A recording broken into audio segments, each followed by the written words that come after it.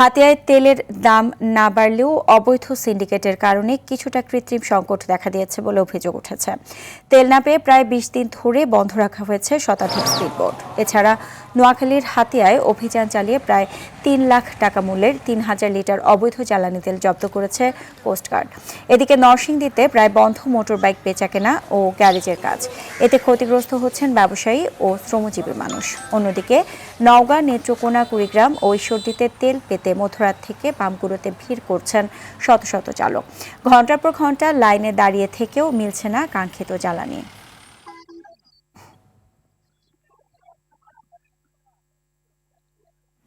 বিগত ১ মাস ধরেই তেলের সংকটের কারণে আমার নিজের ফ্যামিলিও এখন চালাতে কষ্ট হয়ে যাচ্ছে। তেলের জন্য স্পিডিং বোটটা চলতেছে না, মানুষ অনেক কষ্ট, অনেক ভোগান্তি। আজকে দীর্ঘ প্রায় ২০-২৫ দিন পর্যন্ত তৈলের সংকটের কারণে আমাদের এই দ্রুত যাতায়াত স্পিডবোটগুলো বন্ধ হয়ে গেছে। দর্শক, তেল সংকটের বিষয়ে জানাতে পারবেন ঈশ্বরদী থেকে সরাসরি যোগ দিচ্ছেন সহকর্মী বায়েজিদ বোস্তামি। বায়েজিদ, তেল সংকট নিয়ে কি বলছেন চালক ও পাম্প মালিকরা?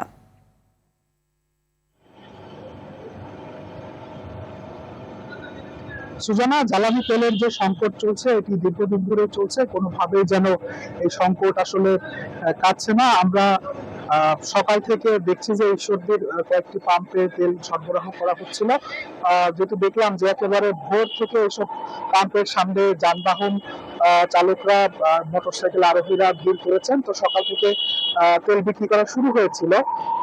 এরপর আমরা যেটি দেখছি যে কিছুক্ষণ আগে তেল শেষ হয়ে গেছে। আমরা এখন যে পাম্পটিতে রয়েছি এটি হচ্ছে যে any filling station, Ishwardi Pabna সড়কের অরণখোলা এলাকায়। এই পাম্পটিতেও তেল বিক্রি চলছিল, ৫০০ টাকার করে আসলে প্রতি মোটরসাইকেলে তেল বিক্রি করা হচ্ছিল। তবে পাম্প কর্তৃপক্ষ বলছে যে কিছুক্ষণ আগে তেল শেষ হয়ে গেছে। তো এরই মধ্যে যে যারা সিরিয়াল দিয়ে দাঁড়িয়েছিলেন তারা অনেকেই চলে গেছেন বা অনেকেই এখনো অপেক্ষা করছেন। পাম্প কর্তৃপক্ষ একটু অভিযোগ করছেন যে অনেকে একাধিক বার এবং একাধিক পাম্প থেকে তেল দিচ্ছেন, কেউ কেউ এই তেল বিক্রি করছেন, কেউ বাড়িতে মজুত করছেন। পাশাপাশি যারা মোটরসাইকেল চালক বা যানবাহন চালক রয়েছেন তারা বলছেন যে ঈশ্বরদীতে বেশ অনেকগুলো পাম্প রয়েছে, ১১টির মতো। এই প্রতিটি পাম্পে যদি তেল সরবরাহ করা হতো এবং যদি একই সময়ে একযোগে প্রত্যেকটি পাম্পে তেল দেওয়া হতো তাহলে আসলে এই পরিমাণ ভিড় হয়তো এখানে হতো না।